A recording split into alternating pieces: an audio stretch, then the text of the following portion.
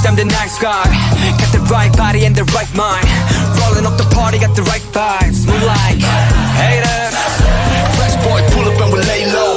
All the bands get moving with the bass low. Got the army right behind us when we say so. Let's go. Fast and right left to my beat.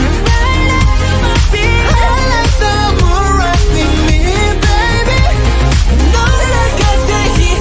Let me show you, 'cause talk is cheap. Fast and right left to my beat. Get it, let it roll. Cool light, cool shade, and you know we don't stop. Highlight, ain't no. You been like, oh my God. We gon' make the rocket is that. We gon' make it bounce in his head. Hotter, sweeter, cooler, butter. Get it, let it roll.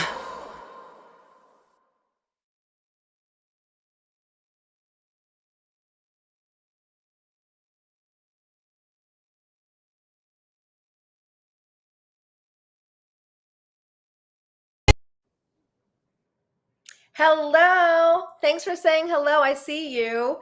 Welcome to K Talk episode 7. It is live on a Saturday. Thought I would try a Saturday, but as I shared, it's really because it worked out better for my schedule and I didn't want to skip one because I had to share about Castaway Diva. But before I do that, I have updates. It's not mind-breaking updates, but I always like to share what's going on with me. Hello, Linda, Victoria, Mandy.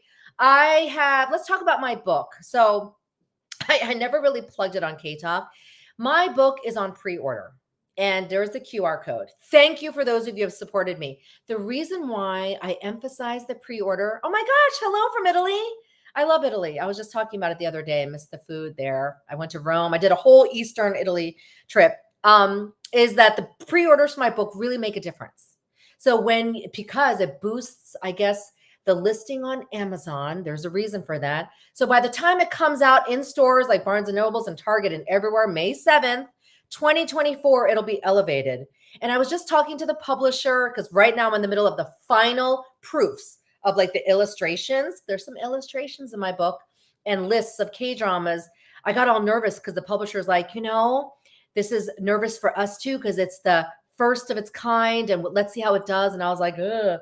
Because no one's written a book about K-dramas, really. There's lots of articles, and no one's written about K-dramas and mental health. So that's why, and they believe in it. They appreciate my work. It's a big deal. So that's why I'm emphasizing it. But get this. Thank you so much for pre-ordering it. Those of you who have pre-ordered, and then those who will pre-order, there will be a holiday gift. Of course, it's like holiday time. So anybody who's pre-ordered it, all I need is make sure you save that, Amazon thing. We'll explain it next week. And the gift you get is, I'm going to say priceless. That's all I'm going to say. It's not like, let's just say it's not a gift you get in your hands, but it's a gift that I worked hard on. That's all I'm going to say. You'll find out in a few days. So that is an extra thank you for ordering my book, and I appreciate it. For those of you who are, I think, like people in India, see the book on Amazon. They're being teased, but it's not available for pre-order yet. So just keep checking because it will be soon. Okay, update on the tours. All right, listen. I work on the 2024 itinerary every day. Hello, I know who you are from Canada with the little emoji kiss. I work on the itinerary every day. 2024 is maybe 60 to 65% different. Now, the cities besides one are the same. But you know how many K-dramas have come out since I last had the tours? So there will be new K-dramas. And if I like the K-drama, then I'm like, I have to go to that place. Hence Castaway Diva. Just saying. That's all I'm going to say. So I'm really excited. If you have not registered, I'm going to tell you this. I check flights a lot, especially for the fall tours. They keep increasing. The April tours are sold out. The June tour, there will be an announcement soon. I'm not saying, but that'll be interesting. It'll be fun, interesting. But the fall tours are also still available. I'd say September's half. October, the second October tour is less so. So I would say maybe 3 or 4 slots for that one. And then the first October tour, about 60%. I'm urging you because if you're thinking about it, not saying you got to go, but airfare is what worries me because South Korea is so popular. So I'm like shocked at some kind of the raises that I'm seeing because I also have to buy my tickets for the fall since I have to be there. So that's that. But 2024 itinerary will release most of the general info to the public early next year. And then those who are participants will obviously get the full itinerary. All right, I'm looking at my list. 2023 recap reel number 1. I wanted to go over this because you'll be getting 2 more recaps, and then a 2024 outlook. That reel, I got lots of comments going, why is not Daily Dose not on there? Or certain things, Good Bad Mother, which is one of my top faves, will be on another list. Just saying. I really had to think about this list. This is a list where people ask me things like, Jeannie, what do you recommend? What's fun to watch? What's kind of lighthearted? And these are clients like stressed, right? And so I'm thinking, yeah. And I kind of say what comes to mind. Oh, King the Land, which surprised me. I go, you know what? It was enjoyable, very light, easy to watch, had some good messages about workplace and relationships. So these are those are the reasons why I suggested those. There are other K-dramas that will be on my other lists, but this one is more about what benefits your mental health. Not too triggering or barely triggering. Ones that won't be heavy to watch that you're like My Dearest was so good, but it was lots of fighting and heaviness, right? So that's different. And benefiting your mental health is I need to offer those options that don't really do that to you. So you could just go, oh, it's like easy to watch, and comfortable. That's what I mean. So that's why I chose those. But next week's list will be those highlighting mental health, mental illness. So those K-dramas will be a slightly heavier, but ones that I think that did it well. Not every K-drama shows mental health conditions and mental illness in a good way. And then you'll see me not mention those. Does that make sense? Mandy, offering tours in the summer. There is one possible June tour, I want to say. So yes. But the reason why we do not do July is because it's like extremely hot. Okay. It's monsoon season. Okay. Though this past September, the tour people had to deal with that. But it's also very hot in August. And we want it to be comfortable. So, and the amount of walking you do on my tours, yeah. It's kind of a lot. And you're seeing all these sights. And the last one is literally to be dehydrated. So Korea summers are very grueling and hot. So that's why we avoid July and August. So we'll continue to do that. Even when I consider all the tours in the future, unless we're going to the islands, July and August will be the best to avoid. Thanks for asking that. Okay, let's go into the deep dive. Castaway Diva. Okay. Let me start with, first of all, how much I enjoyed it surprisingly. That's why I keep talking about it. Because usually I'm like, oh, Castaway Diva, like it's Puck and Bin, who doesn't love her? But I was like, what person is stranded on an island for 15 years? I remember reading the synopsis and being like, okay, that's not realistic, right? And oh, Mandy, teacher schedule. Yeah, then perhaps the June one will work for you. Yeah. Or you can DM the tours IG if you have more questions, but I think the June one will work for you for sure. But I was going to say, I read the synopsis and went, I'm not sure about it, but I love Puck and Bin, and then I heard she sings. So I would say around episode 2 or probably 3 is when it hooked me in, because what I liked was the characters, just the writing around the characters' growth. Each of them had really good things to say. The Korean translation was actually really good too. Sometimes the English translation subtitles were pretty decent, but the Korean wording was really good. And so there are times when it's just nice to hear what they're saying, their expressions. Those of you who don't quite understand, I know that's the disadvantage, but I really thought the writing was excellent. It's the same writer as Startup and I Can Hear Your Voice, which is one of my top 20 of all time. Highly recommend it, 2013 K-drama. And so I knew that it was going to be a good one. And then what I absolutely loved was the ending. So some things will not make my top favorite list because of the very ending scene. I actually really look at the ending scene on how I walk away from a K-drama, and I was actually concerned that Castaway Diva was only going to end, oh, this is a spoiler, with Mocha singing. People would have thought that's a great ending. Not for me. I was thinking there was so much more to just her debut as a singer, though people were like, that's what it was for me. I'm like, for me, it was about the family, her whole, I guess, experience with the new family, with new siblings, and obviously a new relationship. I needed to see it end that way. And so thank goodness it did. That's all I'll say, because I don't want to spoil it too much, but great final scene on what I thought was the entire message of the K-drama. And so that said, let me answer your questions. Those questions were absolutely, I only picked 4, sorry, were absolutely brilliant. Let's start with the first question, okay? That was, it was interesting. I thought I would answer this because Unmore was the not really antagonist. There really was no true antagonist, I would say. Maybe people you didn't like. But maybe you chose not to like her because she was the rival K-pop singer, right? To Mocha and Ranju, and everyone was like, and I like this question, why was Ranju especially mean to her? So nobody obviously deserves to be fully, um, treated poorly, right? She came across kind of biatchy, I will say. And, from right away, you're like, okay, what's with her attitude? But there are some moments where you don't blame her for her attitude because she was kind of second fiddle to Mocha. Mocha was, cast away on an island. She was on a deserted island for 15 years. So she didn't get a chance to sing. Otherwise, she would have hit it big early. They all said that, right? She was chosen by Ranju and the team. Then things happened to her. And More was the second choice. So More knew that. So think about it in your own life if you were like second choice when you knew somebody else was. I hear about this with promotions. Someone rejected something and then they were chosen. I hear about this actors who get like a role and someone else was given that role and then they were given that role. But then that person who made it their own became like an Oscar winner. So you hear those stories. So I think that was her attitude of feeling like people made her feel like, by the way, it's because Mocha's not here. And that's kind of hard. Like I would think if I was her, that would bother me. And then Mocha comes back, Ranju comes back. And I think the reason why, here's my reason why Ranju was mean to her. Ranju was very hurt. And this is part of her whole psyche, her whole character and her singing and everything and how her career kind of went kaput and then came back again because of Mocha. But I think she was hurt by More too. She kind of fostered her, chose her. Yes, second choice. But created a star. And, you still want recognition, even if you're creating somebody else or you're helping somebody else's career. And I think when Rhonda needed people the most is probably when she was betrayed or left out in the lurch. Does that make sense? So I wanted to bring that up. And that's my 2 cents. And I think overall, you're right. She didn't do anything wrong. You're right. There's some people who backstab and do some mean things. So that's a really good point. So I really like this question that you pointed that out. And I think just to get you to understand, it all the context of that story and what was happening.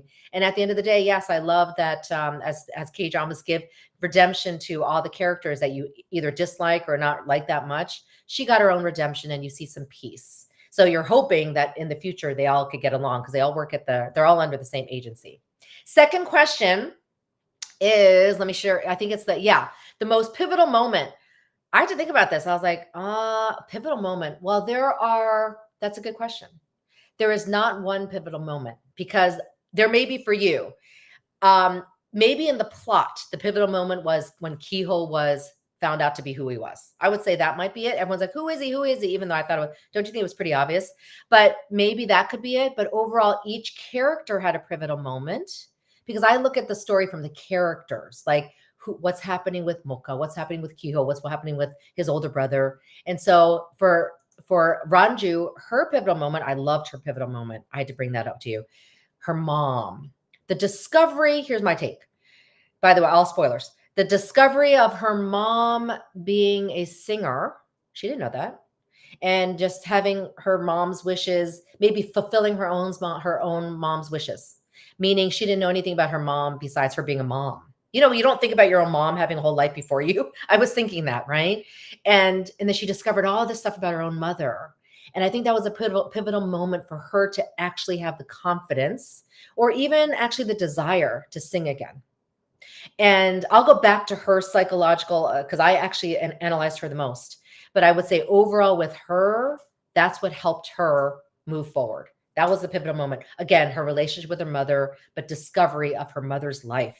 And I would say sacrifice in that sense. Oh, I love that story. I love all that. Stepdad, pivotal moment too. He was such a staple. And this is where you can see, and I shared this before, one member of the family can destroy the family, one member. But one member of a family can also enhance the family and be like the saving grace or the guardian angel. Do you know what I'm talking about? So that's really important. So I really like the distinguishment between 2 fathers, one the biological, one the stepdad. I love the portrayal of the step parent because we don't see that a lot. It's always like the stepmom's evil, not just in American television, but also in the K-dramas, and also the stepdad's detached. But this was very nice to see. And for his pivotal moment, I was going to say was just honestly, I thought it was what helped the actual character, the mom's character, when she was like, this is going to get hard. And he was like, no, I'm all in. It was a very brief moment. But I really liked that, to be honest with you. I'm like, you know what? I don't know if she really knew until that point, because things were easy at that point. Think their identity was hidden, kind of telling you the whole story. Everything was peachy keen until they had to go into court. And that's when the mother's like, you can go. This is too hard for you. I understand. And then when he said, no, you are my family. I kind of teared up because I'm like, that is such a good moment that people need to hear, whether it's your family member, colleague, whatever that is, when the going gets tough, you're all in. So that was a pivotal moment there. Wuok is the older brother. And there's another question that comes up. Actually, I'll hold up on Wuok because there's a question that comes about him. Mocha, you know what her pivotal moment was? First of all, she was pretty stable throughout. But in my opinion, I loved when she got everybody's phone numbers. Like, I look at the people are like, that was pivotal for you. I look at things in a very interesting way, but I love when she was getting she was getting emergency contacts, and she said, "Can I be part of your emergency contact?" But they put all their numbers in there for her phone. Do you remember that heartwarming scene? She walks away happy. That's the reason why I think about that, because as a therapist, I do ask, who's your emergency contact? Who's on your safety list of someone you're going to go to when you're feeling unsafe? These are tough questions that therapist asks. It kind of associates with that. And she felt so happy to be on their list and vice versa. So that's when I thought, like, her pivotal moment was she was part of a family for the first time. She was always alone. And she only had that abusive father, if you recall, if you didn't watch it, but then you'll know. And that was a precious moment I saw for her. Now, Kihol, for me, I really believed he had several, and he's a little bit harder. But I think for me, the pivotal moment was honestly the moment when he thought, this is me. It was a very tough scene to watch, but when he realized he could fight back, he purposely got involved in a scuffle with his dad. And you see that, and it's kind of hard to watch. That's a little bit triggering there. But then I was waiting. I'm like, wait a second, you're tall, you're big, you can fight your dad back, but he chose not to, because I think he had the confidence then to be like, I'm not going to cower. Go ahead and do this stuff to me. I'll fight back later on in my own way. And then he did. That, to me, just that whole sequence after that, when he was like, I'm going to fight and expose you. It's hard to do for your own dad, but you know what? That happens in real life. And there's only a few cases where I've had to help with that, where you have to fight a legal court system against your own parent or family member. And so I really felt that. And that was his own confidence and healing. And I'll talk a little bit more about the healing. Okay, let's go to the third question. Their third question was this one. Okay. Uak, older brother, or really his name is Cheho.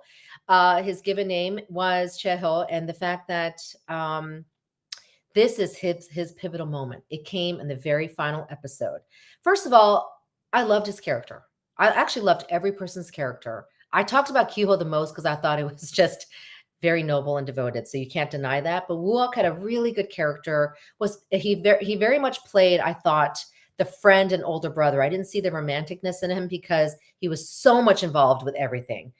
It's hard to explain, but when a romantic interest is there, it's different. There's a little bit of a detachment because of the protection factor. He was all for her, but he didn't quite have what Kiho had, was like, I got to keep a distance. Do you know what I'm talking about? It's a very K-drama trope thing.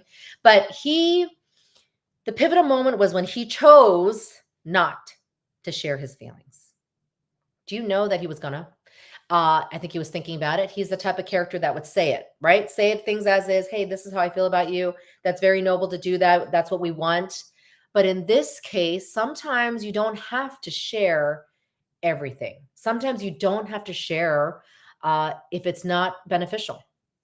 And I say that a lot, actually. I'd be like, did you have to share that? Or was that beneficial? And I go, sometimes it is and sometimes it's not. Or sometimes I'll tell people it's beneficial, share it. Right? This is like in sessions and in workshops. I felt at the time when he thought about sharing it and chose not to, it wasn't going to help. If anything, it might put a burden on Mocha, his younger brother. He actually did the most noblest thing probably in the entire K-drama. Of course, a stepdad and all that. He did a very good thing. It was very selfless. Yeah, he had feelings for her. Remember when his dad's like, didn't you want to share your feelings with her? By the way, I love their relationship. And he's like, no, because I think someone else needs to do that. The dad, I noticed these things. I'm sure you noticed it, smiled. I'm like, the dad got it. Meaning, I'm proud of you, son. You're right. I think his dad wanted him to not share necessarily, but was going to support him, which I think is such a great dad thing to do. But Wuok decides on his own it was better not to. So give that credit to this guy who deserves the very best and hopefully someone else that reciprocate his feelings, right? But chose not to for the sake of his brother. So I love that. I mean, and you do see that in real life.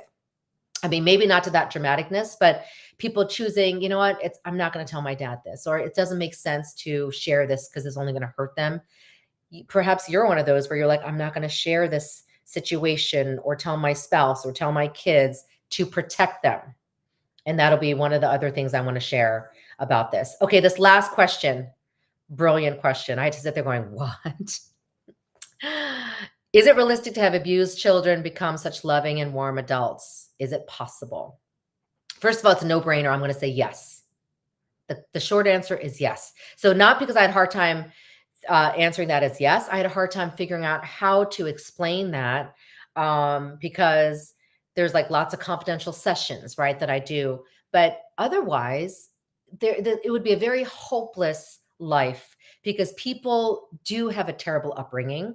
People do have terrible parents that they were brought into or raised, right? By the way, if you have questions, ask. I just realized I have not been answering that. People have actually told me I think I've heard it all, but I don't want to say that because I think there's more that I haven't heard. But you hear some terrible things that you're like, oh my God, how can a brother do that, or a spouse, or a family member? But we see it. That's the triggering part. If I had lots of people actually DM me saying they couldn't see some of those scenes and they almost stopped the K-drama. I'm like, don't, if you can watch it, please do. But if it's triggering you, then stop. But yeah, they kept watching and they said, okay. But otherwise, the hope is you get through that. And the unrealistic part might be maybe that they could have used some therapeutic support, but you don't necessarily see that in the K-drama. However, I decided it's okay in this K-drama where the support they had was each other, the siblings. The older brother actually not remembering was very important for Kihyo. He said that he wanted to forget that all. And he was actually appreciative that he could start this whole new life with his older brother who had no idea about that horrificness that they all endured, the abuse by their dad, if I'm not clear. And then also the fact that they had such a great stepfather figure who became their father figure that stabilized the family. You can do anything with the right support.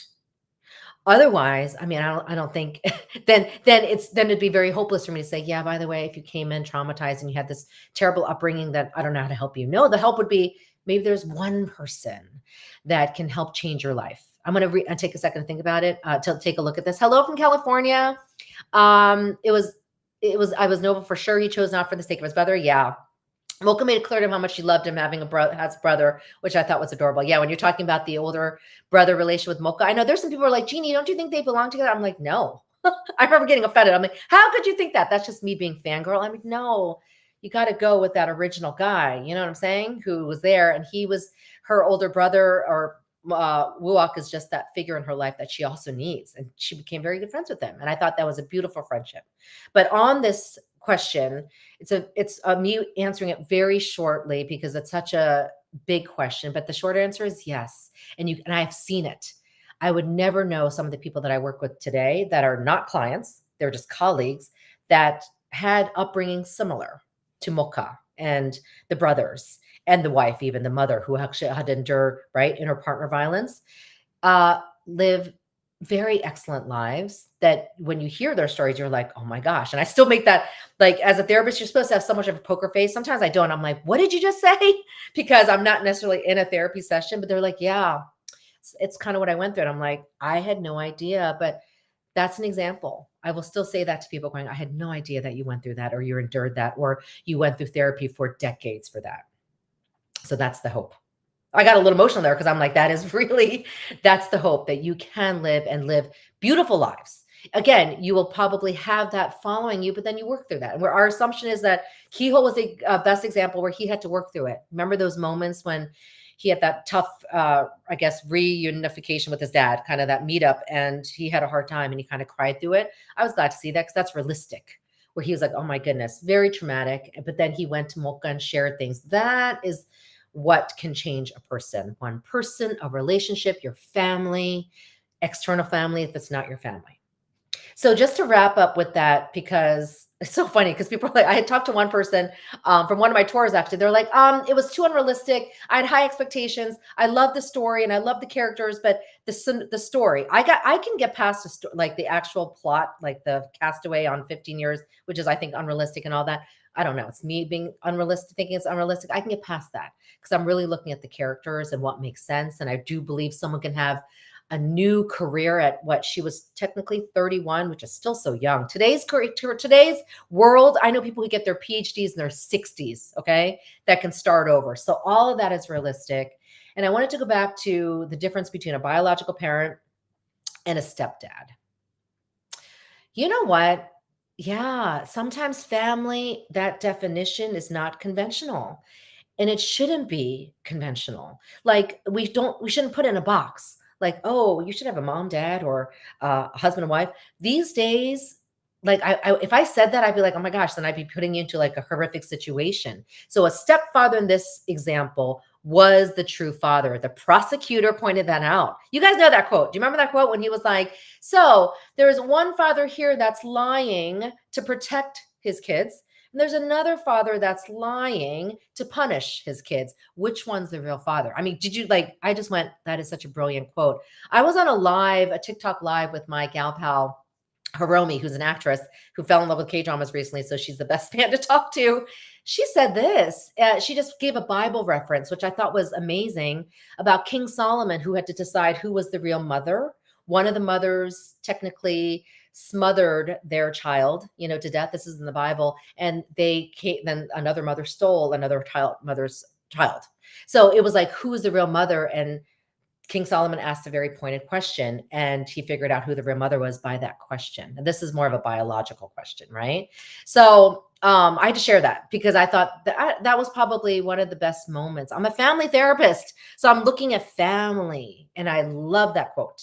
And I wasn't sure how the prosecutor would be, right? Wasn't the prosecutor? He was kind of like that unique character. And then let me conclude with Ranju. Ranju was fascinating. So at the end of the day, she had a psychological issue with her singing, meaning she did get node surgery, which I heard is legit, and it can definitely change the way you sing. You may not be able to hit high notes anymore. So that's all real. But then even the doctor's like, no, you're good. You can actually go back to singing. But psychologically, it was hard for her too. There's so much has happened, right? Yeah, you thought of King Solomon, right? Yes. That's cut in the middle. That's it. I knew it was like something like that. Thank you for sharing that. She's talking about the Bible reference I was just talking about. But Ranju, do you know that even in real life, even I thought I could equate it to my own story. When Ranju had problems going back to singing and she says she couldn't sing, I totally believe that. First of all, some people have stage fright or maybe something traumatic happened. For her, the trauma there was honestly, as her career was waning, people left her at a very vulnerable time. You see that happen all the time in Hollywood, right? When your career is kind of going, let's move on. And I think that you just lose that confidence. I was going to share that I was at one point a really good pianist, probably not as good as some of my brilliant cousins, but I could perform and I would play these concertos. But after a while, because of the stress, to this day, even though I did teach all my kids piano before they got old enough for lessons, that I'll look at the piano and go, oh, and I think people have said, oh, Jeannie, could you play the piano for you can accompany your kids when they played trumpet and clarinet and violin. I could be the accompanist. We didn't have to hire an accompanist for the concerts that my kids were at, but I didn't want to touch the piano. So it made me think I associated with Ranju because it was not so much terrible for me, but it was like, oh, all that stress over the years of playing the piano and not enjoying it. And by the time I graduated, I actually never really enjoyed the piano till later through my kids. Like I like hearing them play, but I don't think I've actually touched the keys in a long time. So I wanted to bring that up because I wanted to share Ranju's whole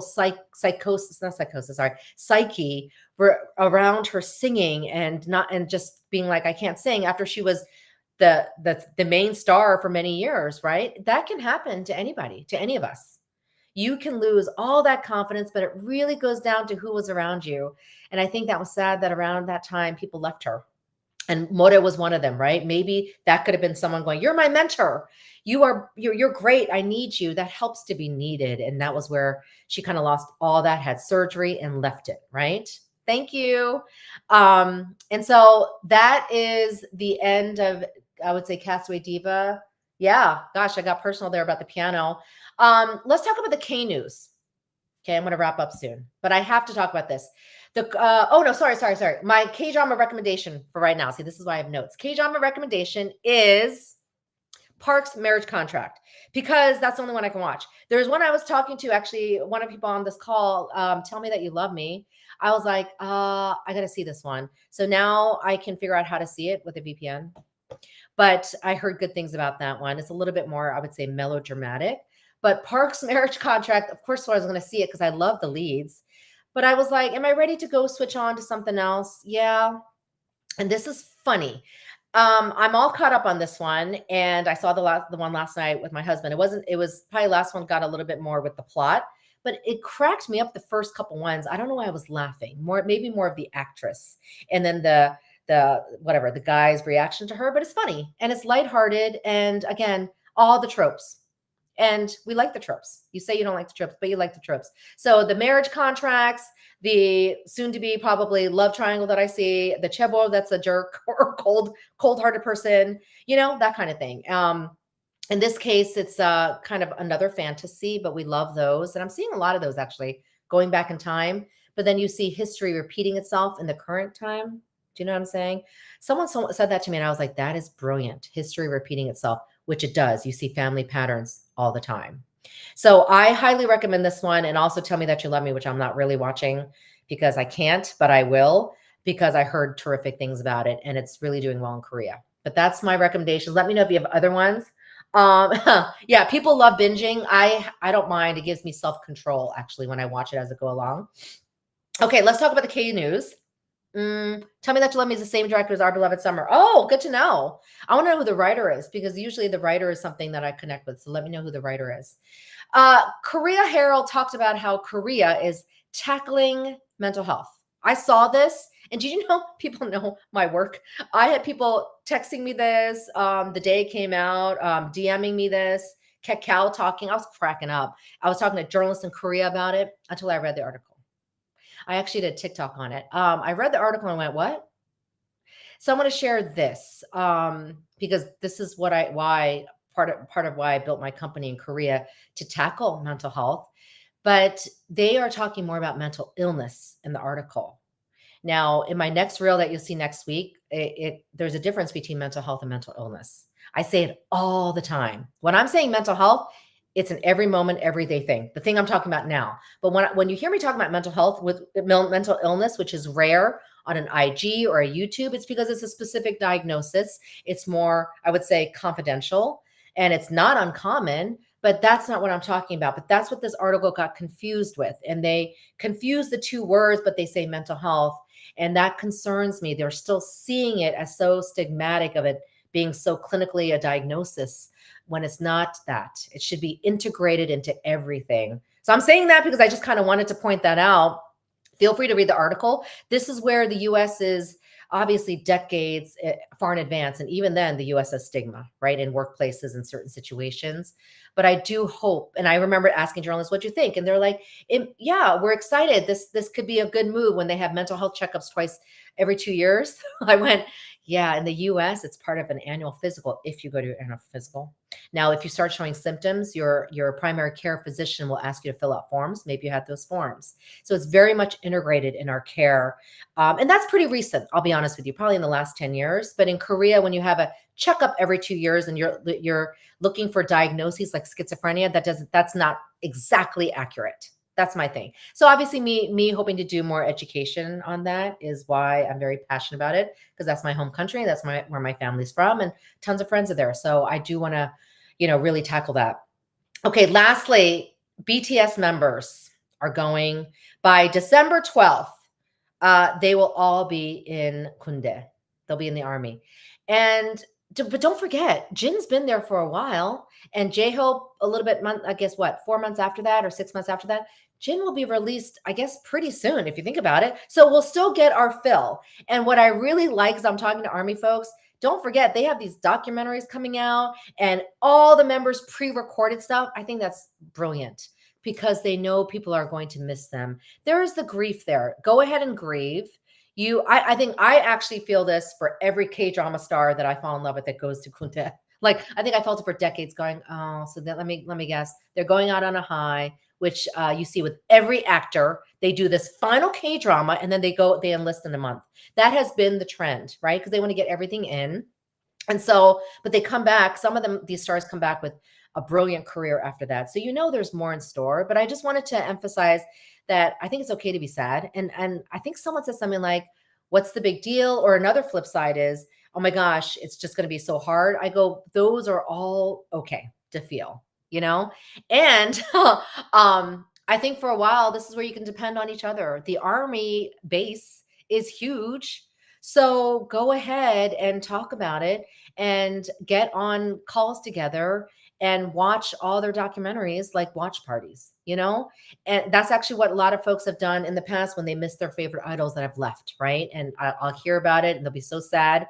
Rewatch things. And you know what? Time does go by fast. It sounds so flippant, but it really does. In no time they're going to be back because Hive is smart and did all these things ahead of time. So we're getting all these releases on their absence when they're absent in the Kunde, right?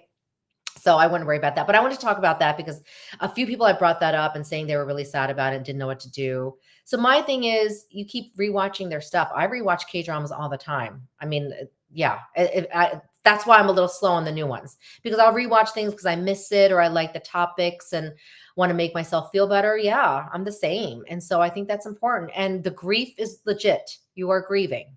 So just say you're grieving, because grief is everything. Loss of people, loss of something, loss of safety, a shift in something that used to have that you don't have anymore. When BTS was around, that's grief. Yeah, I know. They're totally managed by smart people. I'm like, gosh, they're brilliant. They time things perfectly. But in on that note, it's not just about brilliance in business, but it really is about they're thinking about their fans, right? You don't really see that elsewhere. So I think that's really special. So just hold on to that and the belongingness of all you guys going through this together. So as of December 12th, you may feel a void for a little bit, and I think that's okay. And I think that's normal. That about wraps it up. Oh my gosh, I went a little over. I was trying to stick to 30 minutes, but this was just special. I'll do one more before the holidays, and then I'll start bringing guests in. I started asking people to join me. Those are in the industry, those who have things to say when it comes to K-dramas. Yeah, I know. I rewatch so much. Yeah, like I'm still going to all the K-dramas I've watched. You see that me counting down. It's so much fun for me to go down memory lane, but I'm like, wow, I only average maybe 20 to max 30 a year because I rewatch, or I can only handle one at a time. Hence the Castaway Diva. I think I really only watched that. And then I finished up My Dearest during that time.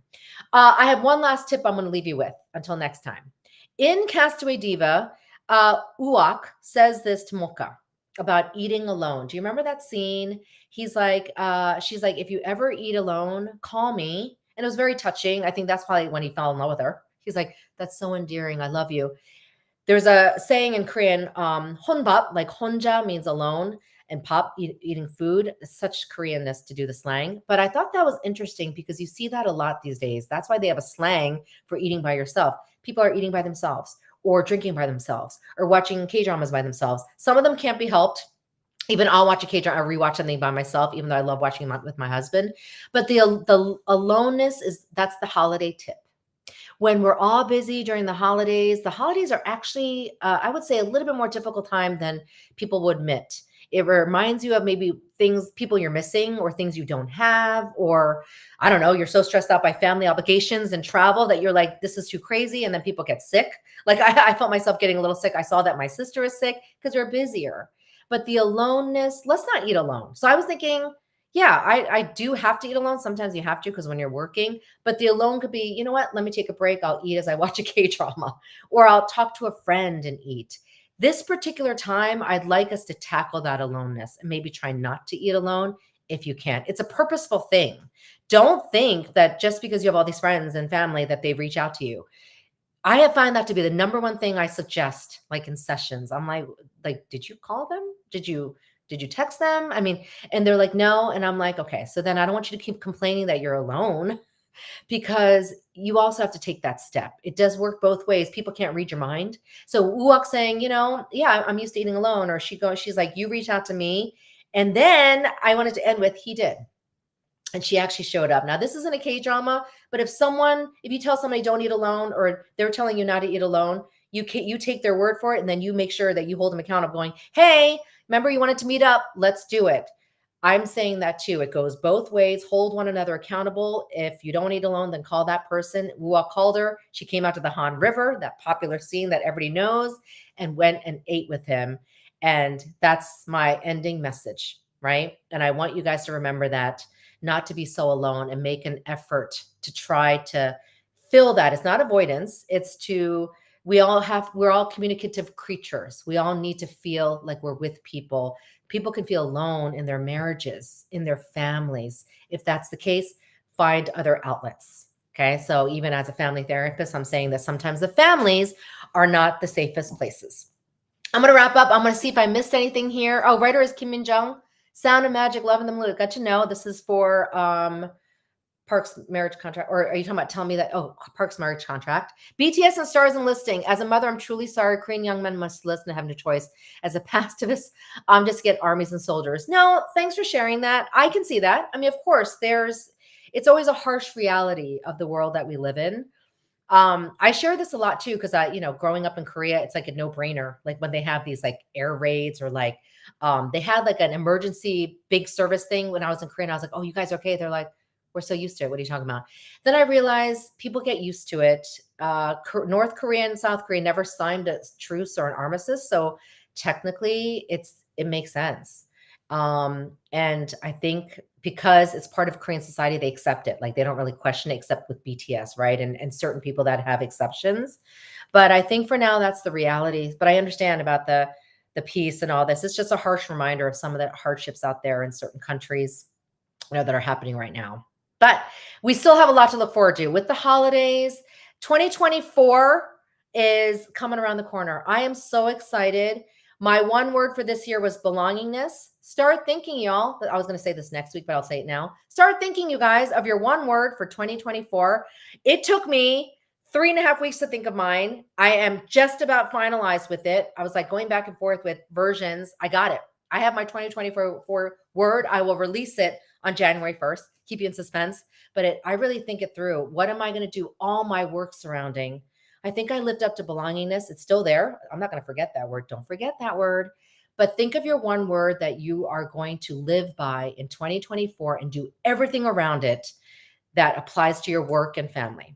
And that helps your mental health when you're like, well, nope, this doesn't, it was going to be boundaries, and this is infringing on my boundaries. So I'm just not going to do this, or this doesn't make sense for me. Yeah, that's what I mean. And I say this in every therapy session as I end each year.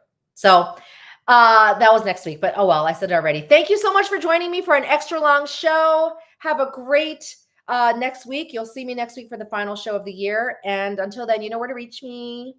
Bye. Happy Saturday.